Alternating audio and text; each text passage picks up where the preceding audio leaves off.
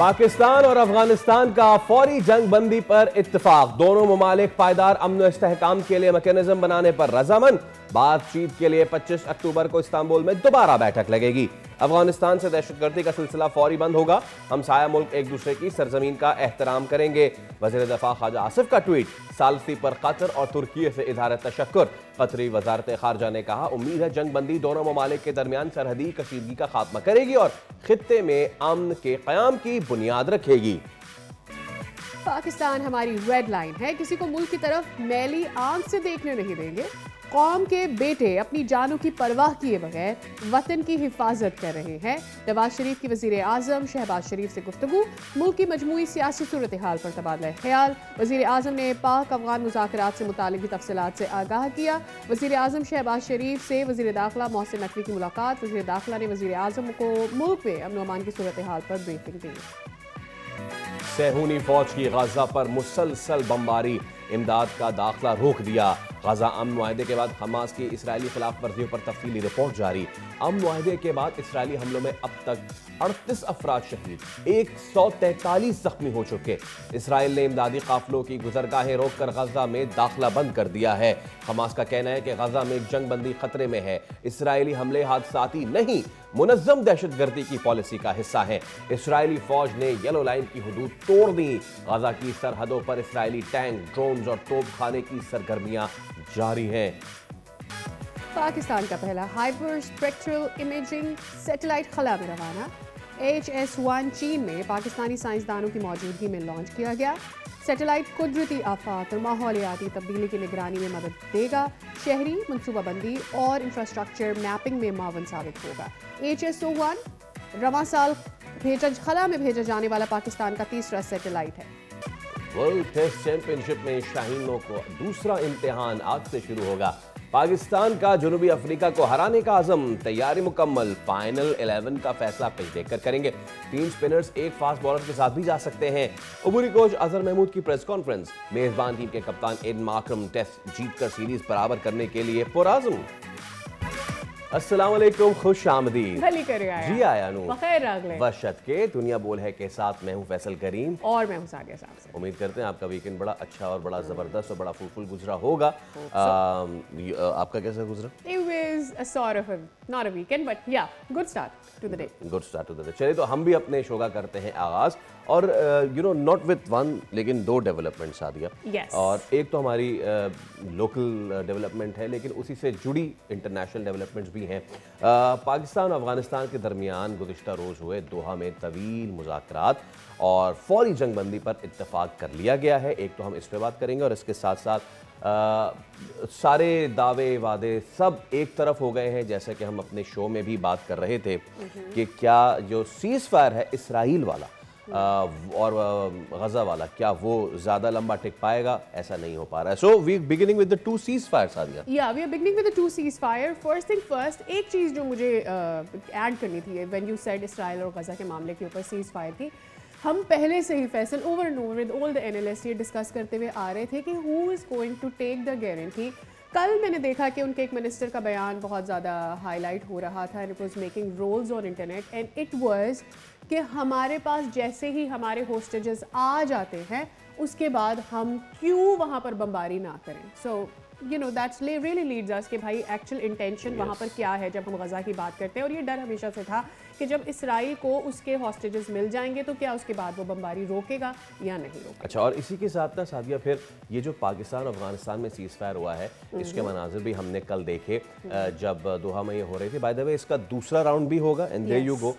Finally एक अच्छी तस्वीर, गुड पिक्चर जिसको दुनिया देख रही है। और नेगोशिएशंस जो हुए हैं उसमें 3 दफात हैं इसकी और उसमें यही है कि जी इधर से क्रॉस बॉर्डर टेररिज्म नहीं होगी, एक मैकेनिज्म बनाया जाएगा and all that. But to begin with मैं अपने मेहमानों का तारुफ कराने से पहले एक बात मेरे जहन में आती सादिया और वही सवाल बना के मैं दोनों के पास लेके जाऊँगा कि ये जो दोनों सीज़ फायर्स हैं, एक पाकिस्तान अफगानिस्तान वाला और एक इसराइल और गजा वाला, इन दोनों का जो फ़र्क है ना वो शायर के इस मिसरे से बड़ा वाज़ेह है कि है जुर्म ज़ईफ़ी की सज़ा मर्ग मफाजात।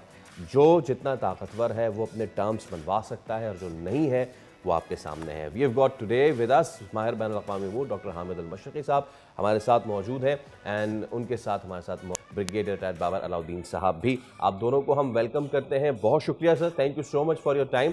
And beginning with Hamid Al Mashriqi साहब आपसे, हम आज 2 सीज़ फायर्स की बात करने लगे हैं। पाकिस्तान अफगानिस्तान की पहले बात कर लेते हैं। कल बहुत रिमार्केबल ये इवेंट हुआ, और इसका ये है कि इसकी डेवलपमेंट भी है आगे, तुर्की में भी होने हैं। सो क्या अब सुख का सांस लिया जा सकता है दोनों ममालिक के दरमियान ये जो चीज़ें हुई हैं? बहुत शुक्रिया फैसल। देखिए, पाकिस्तान और अफगानिस्तान के दरमियान एक बात तो बड़ी अहम है, वो ये कि हमारे जो पिछले 40 सालों से ताल्लुकात हैं वो बड़े बरादराना हैं। दोनों मुल्कों के अवाम के एक दूसरे के बारे में बड़े बरादराना ताल्लुकात हैं। बदकिस्मती ये थी कि इस सारे मामले के अंदर जिस अंदाज में पिछले चंद सालों में इंडियन रॉ ने इन्फिल्ट्रेट किया और पाकिस्तान के अंदर जो दहशतगर्दी आई वो तहरीक TTP की शक्ल में, फितनल ख्वारिज और फितनल हिंदुस्तान की शक्ल में, पाकिस्तान ने वाज़ेह पैगाम दे दिया कि जी उसको किसी सूरत बर्दाश्त नहीं किया जाएगा। अच्छा, उसके बाद जब अफगानिस्तान की तरफ से मैं समझता हूँ कुछ नासमझी दिखाई जा रही थी, कुछ हठधर्मी दिखाई जा रही थी कि वो शायद ये समझ रहे थे कि पाकिस्तान इस मामले को इतना सीरियस नहीं लेगा, या पाकिस्तान उसी रिवायती अंदाज में अटैक की तरफ या अपने जो मुतालबात हैं या जो अपने मकासद हैं उनको हल करने के लिए किसी भी हद तक जाएगा या नहीं जाएगा। पाकिस्तान ने अपना रिजॉल्व शो कर दिया। अच्छा, दूसरी बात यह है कि दुनिया के अंदर तो बात थी ही थी, मुसलमान ममालिक के अंदर शदीद तशवीश थी कि पाकिस्तान और अफगानिस्तान अगर एक दूसरे के मद्दे मुकाबिल आते हैं तो ये बहुत ख़तरनाक सूरत हाल होगी उन तमाम मुसलमान ममालिक के लिए जो दोनों ममालिक के साथ बरादराना ताल्लुकात रखते हैं। और इसीलिए मैं समझता हूँ कि ये मुज़ाकरात, दोहा मुज़ाकरात जो हैं, ये एक बार फिर कतर ने लीड ली। कतर ने एक बार फिर अपनी सरजमीन पर एक बहुत बड़ी जंग होने से बचाया। और बहुत अहम मसला ये कि 2 बरादर इस्लामी ममालिक जो एक दूसरे के साथ चलते हैं उनके बड़े कॉन्फ्लिक्ट को बचाया है। लेकिन यहाँ पर मैं एक बार फिर कहूँगा कि जिम्मेदारी जो है वो अफगानिस्तान की अबूरी हुकूमत पर आएगी कि वो किस तरह इस मुआहदे पर अमल दरामद करते हैं, क्योंकि पाकिस्तान के 3 बुनियादी मुतालबात हैं और वो तीनों या चारों बुनियादी मुतालबात यही हैं कि जी आप फितना और ख्वारिज को किसी भी सूरत में पनपने ना दें। उनके जो मतलूबा दहशतगर्द हैं, जो हाई वैल्यू दहशतगर्द हैं, वो हमारे हवाले किए जाएं या उनको एटलीस्ट कानून के कटहरे में लाएं, चाहे तालिबान के सिस्टम के अंदर लाएं। और तीसरा जो पाकिस्तान समझता है वो ये कि भारत के जो गैर इलानिया एक तरह से कॉन्सुलेट खोले जा रहे हैं, भारत को जो इतना पेनिट्रेशन और फैसिलिटेट किया जा रहा है, वो पाकिस्तान के लिए एक ओपन थ्रेट और चैलेंज है। पाकिस्तान अपना ईस्टर्न बॉर्डर जो है वो किसी भी तरह इस तरह अफगानिस्तान या इंडिया के रहमो करम पर नहीं छोड़ेगा। ये जो 3 मुतालबात हैं ये बड़े इंपॉर्टेंट है और मेरा ख्याल ये है कि इसी के ऊपर अब डेवलपमेंट होगी और वहीं पर पाकिस्तान की तरफ से रवायती तौर पर अफगानिस्तान की मदद भी जारी रहेगी। सब ब्रिगेडियर रिटायर्ड बाबर अलाउद्दीन भी हमारे साथ मौजूद हैं, उनको भी ज्वाइन कर लेते हैं, उनका पॉइंट ऑफ व्यू भी जान लेते हैं। बाबर साहब, अस्सलाम वालेकुम, very good morning to you. आपने हामिद साहब की बात भी सुन ली होगी, that's one part of it. The other part of it is Pakistan ने लीनियंसी के साथ या प्रॉब्ली कामली भी समझाने की कोशिश की थी, बट नई चीज़ें सेटल हुई। मेरे ख्याल में the ball in is once again Afghanistan court. आज भी हम देख रहे हैं ख्वाजा आसिफ साहब का जो बयान है वो बहुत पुरसकून सा बयान है। उन्होंने कोई इश्तियाल दिलाने वाला या मज़ीद सिचुएशन को एस्केलेट करने वाला बयान उन्होंने नहीं दिया। उन्होंने बोला जी सीज़ फायर हो गया है, फ्रॉम वेयर ऑनवर्ड्स हम एक्सपेक्ट करते हैं कि बोथ साइड्स जो है इसकी रिस्पेक्ट करेंगे। जी बहुत शुक्रिया, वाकई होना भी ऐसी चाहिए। और जहाँ तक ख्वाजा आसिफ साहब के बयान का ताल्लुक है, हम सब जानते हैं कि पाकिस्तान के स्टेट और हमारी गवर्नमेंट का हुकूमत होने की हैसियत से हमेशा से बड़ा ज़िम्मेदाराना रवैया रहा है। हमने कभी भी इश्तियाल नहीं दिलाया अफगानिस्तान के मामले में, बल्कि हिंदुस्तान के मामले में भी हमें मेरा इशारा उसी तरफ था कि जब पाकिस्तान इंडिया का सीज फायर हुआ था तो वहाँ पर नुकसान होने के बाद भी उनकी धमकियाँ बंद नहीं हुई थी, whereas the situation is otherwise over here. जी बिल्कुल ऐसा ही है। पाकिस्तान ने कभी भी इस तरह के टैक्टिक्स को यूज़ नहीं किया और हमने हमेशा तहम्मुल बुर्दबारी का मुजाहरा किया है, सब्र का मुजाहरा किया है, बावजूद इसके कि हमें नुकसान भी उठाना पड़ा है और बार बार हमें इस चीज़ के ऊपर इश्तियाल अंगाजी दिलाने की कोशिश भी की जाती रही है। और अभी भी हमने देखा सब ने कि पाकिस्तान ने इन मुज़ाकरात के ऊपर फौरी तौर पर रजामंदी का इज़हार भी किया, उनकी सीज़ फायर की रिक्वेस्ट को फौरी तौर पर मान भी लिया। खुले दिल से मुज़ाकरात में गए, क्योंकि हमारा जो मुतालबा है या हमारा व्यू पॉइंट जो ऐसा है जिससे कोई इनकार नहीं कर सकता। दुनिया का कौन सा मुल्क किसी दूसरे मुल्क को इस चीज़ की इजाज़त दे सकता है कि उसकी सरजमीन से उसके खिलाफ दहशतगर्दी हो बिल्कुल। या इस तरह की क्रॉस बॉर्डर टेररिज्म हो जो कि अफगानिस्तान से हो रही है। और जो अफगानिस्तान के मामले में एक स्टेट जो है वो प्रॉक्सी के तौर पे यूज़ हो रही है, हिंदुस्तान की प्रॉक्सी की मैं बात कर रहा हूँ। तो मेरा ख्याल है मुतालबा हमारा इतना जायज़ था, अब भी है, कि इसके ऊपर कोई इनकार नहीं कर सकता। और इसी वजह से चाहे वो कतर हो या तुर्की हो, दोनों बरादर इस्लामी ममालिक ने अपना किरदार अदा किया। अच्छी बात है, एक सीज़ फायर का मुआहिदा हो गया और उम्मीद की जानी चाहिए। इसलिए ख्वाजा आसिफ साहब ने ऑप्टिमिज्म का इज़हार किया है कि हमारी पॉलिसी शुरू से ये रही है कि अफ़गानिस्तान के अवाम के साथ, वहाँ के लोगों के साथ हमारी कोई लड़ाई या दुश्मनी नहीं है। हालाँकि जो भी हमने उनके डीप टारगेट्स एंगेज किए, हम पहले भी कर सकते थे, हमारे पास पहले भी अपने सेल्फ डिफेंस में जस्टिफिकेशंस थी। लेकिन जब उन्होंने पूरे बॉर्डर के ऊपर वायलेशन की, फायरिंग की, हमारी पोस्ट को, हमारे लोगों को नुकसान पहुंचाया, तो डेफिनेटली फिर हमने रिटेलिएट तो करना था। आपने शुरू में खुद बोल दिया कि शायद यही वो अनफॉर्चुनेट है वैसे, लेकिन शायद यही वो लैंग्वेज है या वही तरीकाकार या दुनिया में समझा जाता है। आपने दोनों जो मुख्तलिफ रीजन्स में दो इस तरह के डेवलपमेंट से दोनों का जिक्र किया, पाकिस्तान अफगानिस्तान का भी, फ़लस्तीन और इसराइल का भी, और यही चीज़ देखने में आ रही है। लेकिन कम से कम हमारे मामले में हमने कभी भी ताकत का इस्तेमाल दूसरे को इसलिए नहीं किसी के खिलाफ किया कि हम बिल्कुल किसी ठीक है। जोम में मुब्तला है या हमें वो सरेंडर कर दें या हमारी बात मान लें। हमने तो हमेशा यही कहा है कि मामलात हमेशा फाहम तफसीम से ही हल होने चाहिए और उम्मीद की जानी चाहिए कि जो सीज फायर हुआ है, और जैसे गारंटी और इसमें टर्की जैसे ममालिक हैं और अगला राउंड ऑफ टॉक्स उधर ही होगा, तो वहाँ पर इसकी मॉनिटरिंग भी की जा रही है और हमारी तरफ से कम कोई वायलेशन नहीं होगी। हमने उनको अपनी ज़ुबान भी दी और तारीख बताती है कि पाकिस्तान ने कभी भी तनाज़ात में पहल नहीं की, अभी भी हमने नहीं की थी, आइंदा भी हम नहीं करेंगे। अफगानिस्तान का रजीम अगर इसको रिस्पॉन्ड करता है पॉजिटिवली, जो कि उनके लिए मुश्किल काम नहीं है, हमने सिर्फ इतना ही कहा है कि अपनी सरजमीन से दहशतगर्दी को पाकिस्तान में मत आने दें और इन लोगों को कानून के किनारे में लाएं। राइट। जायज़ डिमांड है, लेजिटिमेट डिमांड है, इंटरनेशनल कवानीन के ऐन मुताबिक है। इसलिए ख्वाजा आसिफ साहब ने भी, पाकिस्तान की गवर्नमेंट ने भी इस अज़्म का, इस उम्मीद का इजहार किया है कि ये सीज़ फायर परमानेंट होगी और ये तनाज़ा जो है किसी एक हद से आगे अब इंशाल्लाह नहीं जाएगा। और ये जब जाहिर सी बात है बाबर साहब, ये जब इतना बढ़ गया था, अकॉर्डिंग टू वन डेटा, पिछले साल जो गुजरा है 600 से ज़ायद हमले हुए हैं इन खवारिज की तरफ से, तो इनफ वॉज इनफ। मैं इस पर मज़ीद भी बात करना ज़रूर चाहूँगा, बट मशरकी साहब, क्योंकि हम बात जो है दो सीज़ फायर्स की कर रहे हैं, एक की हमने की, द अदर वन जिस पे पूरी दुनिया ने बड़ा सेलिब्रेट किया, गज़ा में बड़ा सेलिब्रेट हुआ, सब कुछ हुआ, बट देन जो फियर हो रहा था वही हुआ। लाइक वी वर टॉकिंग कि चल इसका लॉन्ग टर्म चाहे जिसमें जिसका भी फ़ायदा हुआ हो, लेकिन शॉर्ट टर्म में एड चली जाएगी, पानी खाना चला जाएगा, नहीं हो रहा वो। सो अब क्या किया जाए? वो अमेरिका जो आया था बीच में, वो बाकी दुनिया, तरक्की याफ्ता दुनिया जो सब लाइन लगा के खड़े हुए थे, कह रहे थे कि ना everything is okay okay, everything is cool cool. Pakistan पहले भी इस पे कह चुका था कि ठीक है, अच्छी बात है, बट यू नो वो वाले 20 नुकात नहीं थे जो अग्री हुए थे, बाद में फिर उस पर कुछ काम हुआ और सारी चीज़ें हुई। सो सिचुएशन अभी भी वहाँ पे अंडर कंट्रोल नहीं है। दोबारा से इसराइल ने वही हरकतें शुरू कर दी हैं, एड नहीं जाने दे रहे हैं। Now who will stand?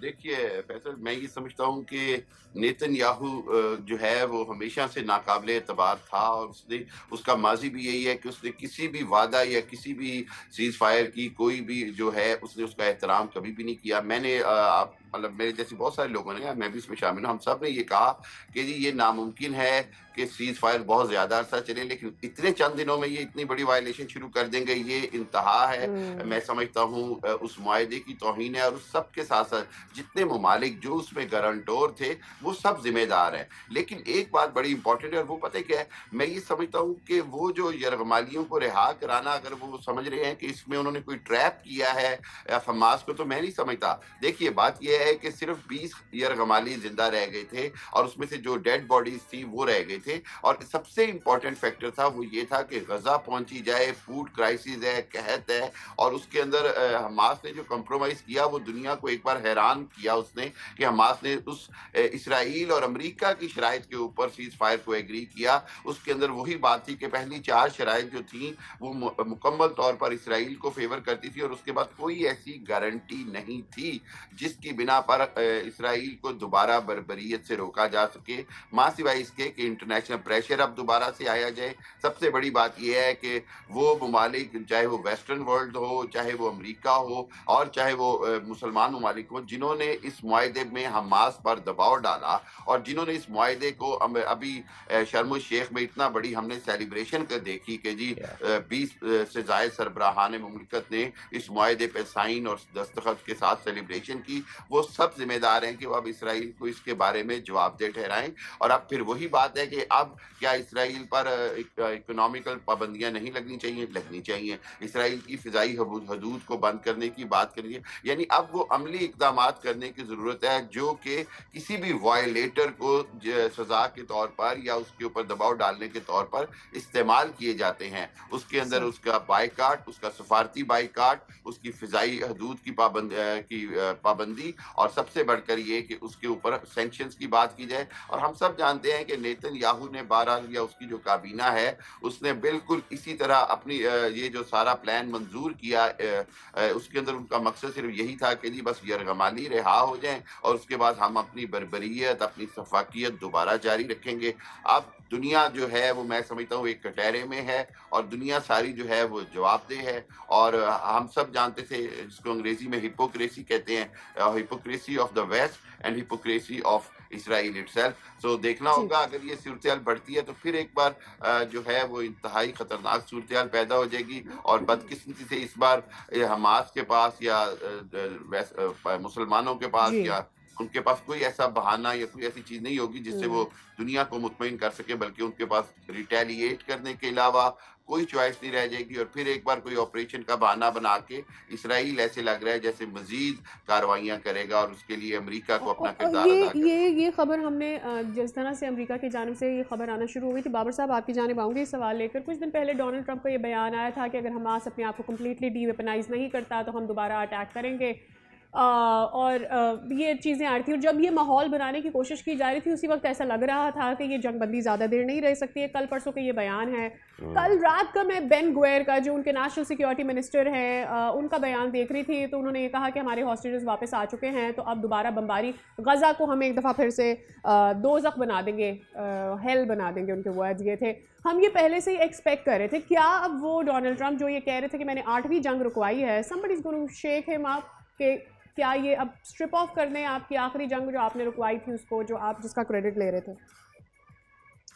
बात ये है जी कि जो इसराइल और फ़लस्तीन का जो मुआहिदा है, ये जंगबंदी है, जब शुरू से बहुत फ्रेजाइल है। फ्रेजाइल होने की रीजंस हैं इसराइल की जो हिकमत अमली है, वहाँ पर नेतन्याहू की सूरत में जो एक ग्रुप, एक्सट्रीमिज्म का ग्रुप वहाँ पर बरसर इक़्तिदार है, उनकी अपनी एक हिस्ट्री है, उनकी अपनी एक सोच है, वो दिनों से तो नफरत ख़त्म आप नहीं कर सकते। ये जो जंगबंदी है कुछ मजबूरी बन गई क्योंकि इंटरनेशनल प्रेशर इतना था, और हिपोक्रेसी और तमाम चीज़ों के बावजूद आप दुनिया में रहते हैं, आपने लोगों को दिखाने के लिए चाहे झूठा सा फेस हो आपने बनाना पड़ता है। मगर ये इतना आसान भी इसलिए नहीं होगा कि देखें तो जितने ममालिक वहाँ पर जो शर्म शेख में जमा थे, जिनकी मौजूदगी में इस मुआहदे पर साइन हुए, और अमेरिकी सदर ने जिस तरीके से बीच में बुलंदोबाग बातें भी की, मेरा नहीं ख्याल कि अभी उनके लिए कोई इतनी कंफर्टेबल पोजीशन होगी। जितना चाहे मर्जी वो इसराइल को सपोर्ट करे, वो करते चले आए हैं। अमेरिका की स्टेट पॉलिसी रही है, वो एक फैक्ट है, उसमें हमें डिस्कस करने की ऐसा कोई ज़रूरत नहीं, ऐसे ही रहेगा। लेकिन उसके बावजूद जब दुनिया के इतने ममालिक के सामने, पूरी दुनिया के अवाम के सामने आप एक कमिटमेंट देते हैं, और हमास इतना आगे जाके आपसे कोऑपरेट भी करता है और आपको गारंटीज भी देता है, उसके बावजूद अगर इस जंगबंदी के शुरू ही के 48 से 72 घंटों में इस तरह की वॉलेशन होगी तो definitely point of concern definitely सबके लिए है। लेकिन इन ममालिक के लिए, बिलखुसूस अमेरिका के लिए बहुत ज़्यादा ये पॉइंट ऑफ कंसर्न भी है, डिसअपॉइंटमेंट भी है। तो मेरा ख्याल है, मैं ऑप्टिमिज्म की बात करता हूँ कि वो बीच में ज़रूर आएंगे, at least for the time being ज़रूर आएंगे। ये कहना इतना आसान नहीं होता कि हमारे यरगमाली रहा हो गए हैं तो दोबारा हम उसको जहन्नम बना देंगे। फिर दुनिया भी देखेगी। और जिस तरीके से फ़लस्तीनियों ने पिछले 2 साल में जिस रिजॉल्व का मुजाहरा किया, 70,000 लोग शहीद हो गए, फिर भी अपना वतन छोड़ने को तैयार नहीं। एक चीज़ तो वाज़ेह है कि ताकत के इस्तेमाल के साथ अब कौमों को या नेशंस को, जनरेशंस को ख़त्म नहीं कर सकते। उनका जो जज्बा है, रिजॉल्व, उसको ख़त्म नहीं कर सकते, लेकिन दुनिया को इस तरफ देखना होगा। अभी भी उम्मीद की जानी चाहिए, क्योंकि ये बहुत फ्रेजाइल किस्म का सीज़ फायर था। इसमें इस तरह की वायलेशंस की शुरू से राइट। उम्मीद तो स्पेस रखी थी। जा रही, बट इतने बड़े पैमाने पे वायलेशन, इस तरह ब्लेटेंट वायलेशन, इतनी जल्दी वायलेशन है इसराइल की तरफ से, डेफिनेटली इसकी उम्मीद मुझ समेत कम से कम बहुत जी। से लोगों को नहीं थी। We were all keeping our finger crossed. वो तो उसके ही रीजन है जो भी हम डिस्कस भी कर रहे हैं। या उम्मीद की जानी चाहिए कि ये अमेरिका समेत दूसरे मगरबी ममालिक और इस्लामी ममालिक जो जितने भी जी। शर्म शेख माहदे के सर उम्मीद पे वक्त तो मौजूद है थे, वो दुनिया कायम। डेफिनेटली आगे आएंगे और यस, बात करेंगे। उम्मीद पे तो दुनिया कायम है बाबर साहब, बट नहीं थी। जो फ्रेंकली स्पीकिंग नेतन्याहू और बेन गवेर जैसे लोग वहाँ पर हैं, नहीं थी इतनी उम्मीद। Thank you so much Babar Alauddin साहब, हामिद मशरकी साहब मौजूद थे। Well it's time for break. एक ब्रेक ले रहे हैं, उसके बाद दोबारा हाजिर होंगे। हमारे साथ रहिए।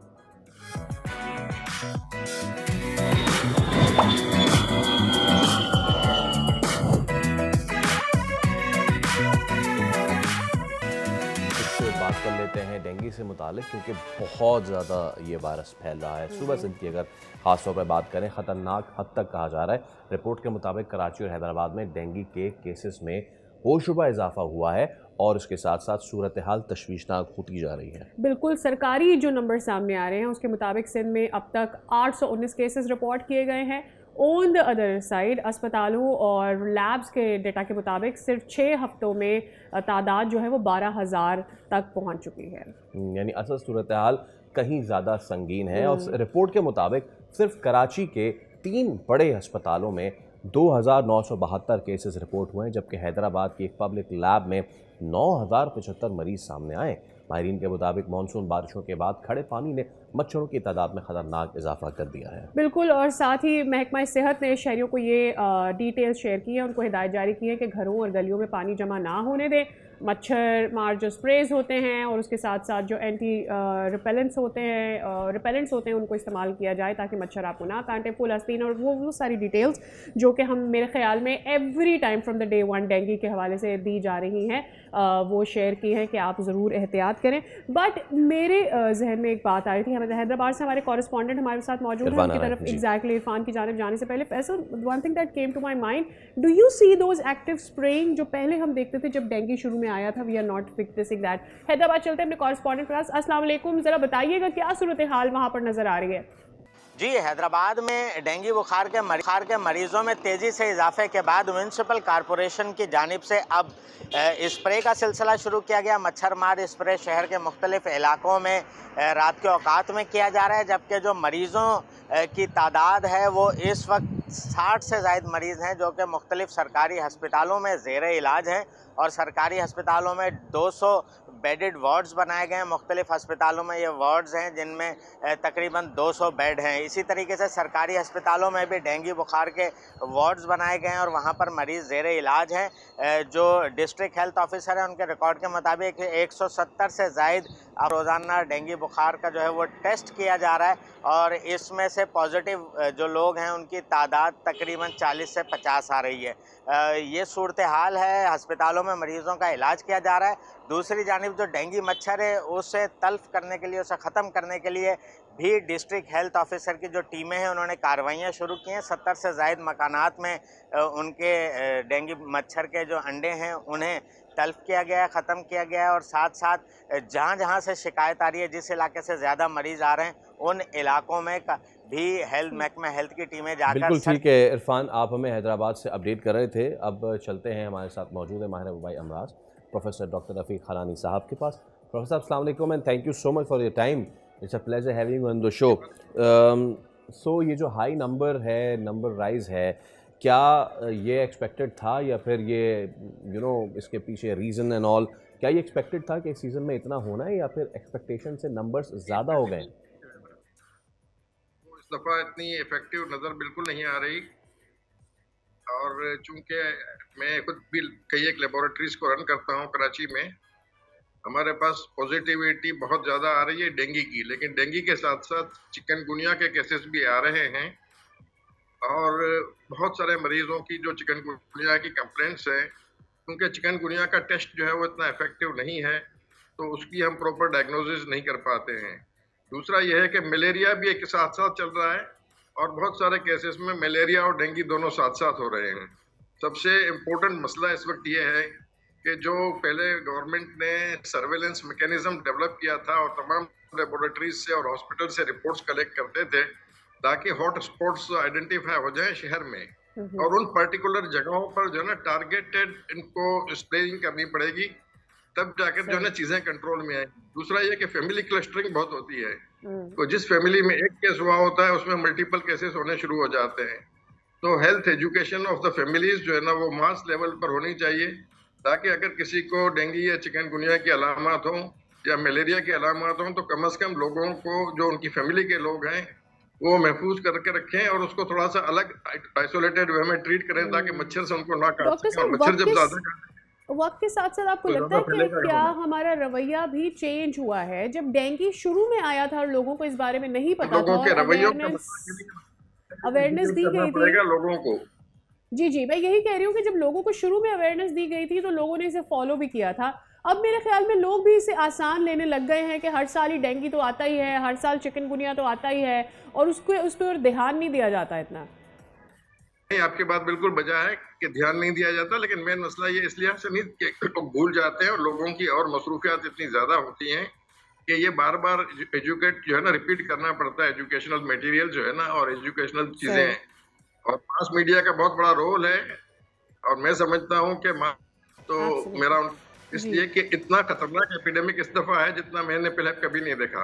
अच्छा, तो क्या इसकी आपको एक वजह ये भी जो हाल ही हुई है और उनका जो स्पैन लंबा हो गया है और फिर जो सैलाब है, क्या ये एक वजह है इस दफा ज्यादा नंबर्स आने का सामने? ये बहुत बड़ी वजह है, और इस दफा ये एपिडेमिक जो है ये थोड़ी लेट शुरू हुई है। अच्छा। और खतरा ये है कि ये ज्यादा अरसे तक चलेगी। पिछले सालों में नवंबर में ये खत्म हो जाती थी, लेकिन इस दफा लग ये रहा है कि ये दिसंबर के आखिर तक भी चली जाएगी। इसके अलावा यह है कि बहुत सी जगहों पर इसकी तशखीस के और प्रॉपर इलाज के इंतजाम नहीं हैं। लिहाजा दूसरा यह कि इसमें ब्लड डोनेशंस की बहुत ज्यादा जरूरत पड़ती है, तो पब्लिक को यह भी मोटिवेट करने की जरूरत है, क्योंकि प्लेटलेट्स और ब्लड के कंपोनेंट की शॉर्टेज जो है ना वो मार्केट में बहुत है। तो इसकी वजह से बहुत सारे लोगों को प्रॉपर ट्रीटमेंट भी नहीं मिल पा रहा। तो इन तमाम हदूद पर जो है ना वो पब्लिक को अवेयरनेस क्रिएट करने की जरूरत है। और दूसरा ये है कि जो इदारे जो मामूर हैं उसके ऊपर स्प्रेइंग के ऊपर उनको भी जो है ना प्रॉपरली टारगेटेड एरियाज जो है ना हॉट स्पॉट्स आइडेंटिफाई करके वहां पर करना होगा। तीसरा ये है कि जो फैमिलीज जो है ना उनको भी, और खास तौर पर जो बच्चे हैं उनको पूरी आस्तीन के वो पहनाएं, उनके ऊपर जो है ना जो पेलेंट है वो जरूर लगाएं एक्सपोज के ऊपर, और खास तौर पर सुबह के वक्त और शाम के वक्त। और सबसे इम्पोर्टेंट चीज ये है कि बहुत से लोग जो है मॉस्किटो पेलेंट को कोई बड़ी चीज समझते हैं। घर में जो कड़वा तेल भी होता है ना, तो बिल्कुल ठीक है, उससे भी जो है ना मॉस्किटो हो जाते हैं, और उसके लिए कोई तेल मिलना नहीं पड़ता, बल्कि हल्के से जो है ना उसके हाथ पे फेर देना। जी बिल्कुल, तो उससे भी मॉस्किटो नहीं काटते। तो इन चंद एक तदाबीर के साथ जो है ना वो अगर हम इस एपिडेमिक को फेस करेंगे, आप बिल्कुल ठीक कह रहे हैं। बहुत शुक्रिया डॉक्टर साहब। ये लोगों में एक है कि जो रिपेलेंट है उसको नहीं खरीदा जाता, ये समझ कर के ये तो पता नहीं कितना यूज करना पड़ेगा और कितना इफेक्टिव होगा। हाँ, हम पहले से मिथ्स क्रिएट कर लेते हैं उसके बारे में। बहुत शुक्रिया डॉक्टर साहब for giving us your time. Okay, with that हम एक ब्रेक लेते हैं, उसके बाद दोबारा हाजिर होंगे। इससे विदा।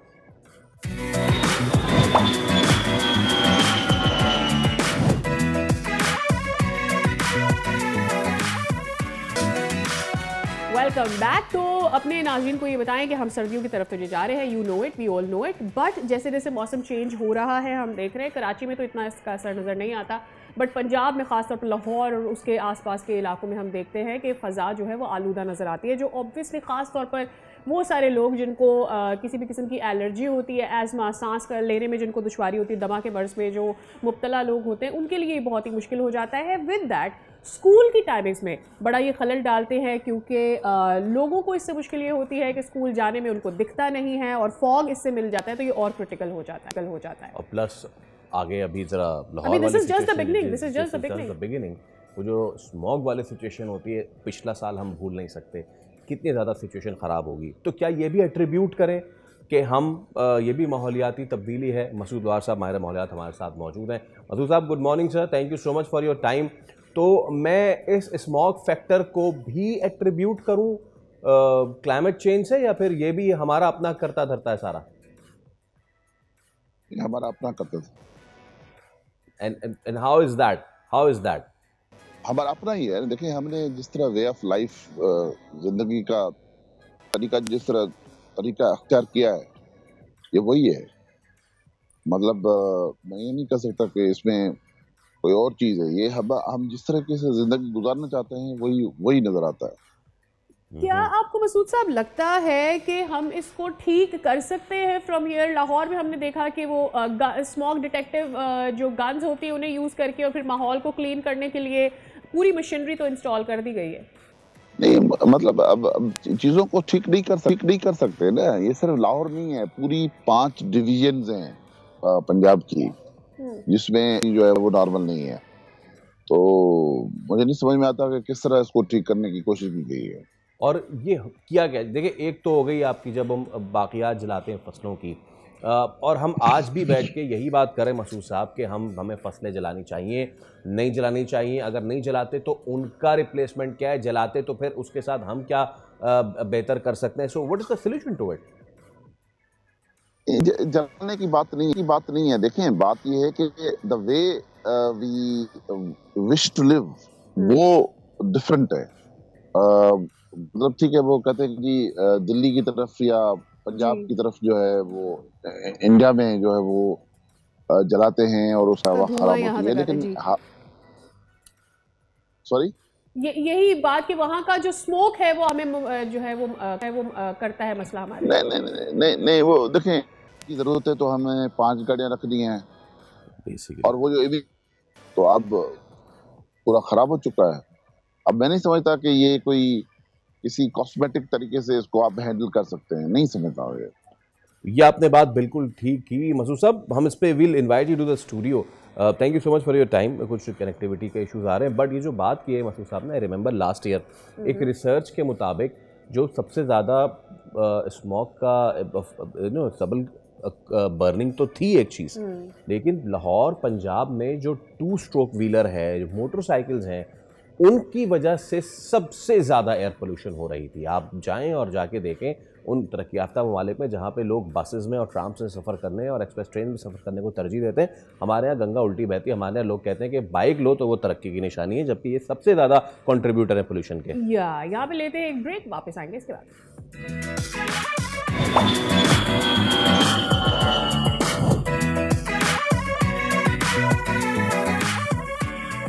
एक बार फिर आपको कहेंगे खुशामदीद। आप देख रहे हैं दुनिया बोल है।